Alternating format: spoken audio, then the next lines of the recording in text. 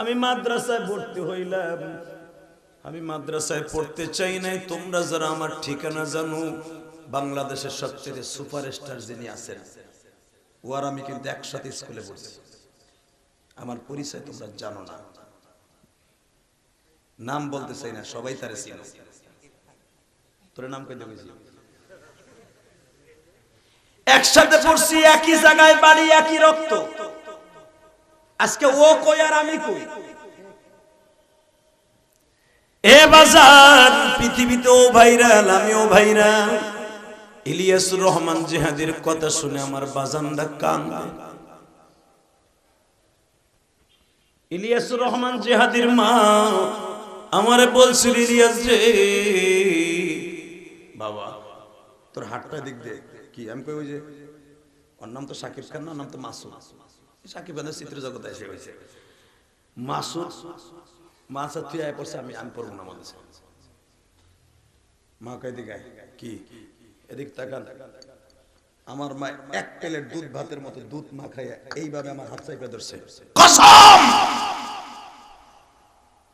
চাইপে ধরে কয় দুধের কসম, এই দুধ দিয়ে আল্লাহ হাউজে কাউসার বানাইছে। তুই ওয়াদা দে কোনদিন মাদ্রাসা ছাড়বি না,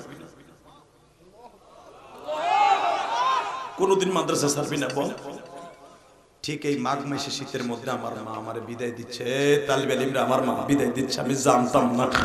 এটা আমার মার সাথে জীবনের শেষ দেখা, আমি জানতাম না।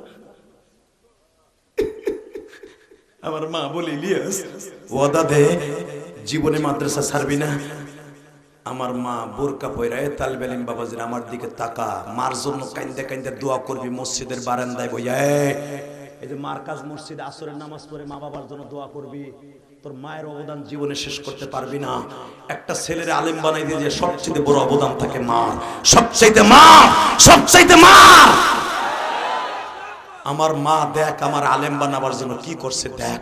কেন মার জন্য কান্দি, মায়ের ওয়াজটা কেন এত বেশি করি জানোস? আমার মায়ের ঋণ আমি কোনোদিন শোধ করতে পারবো না।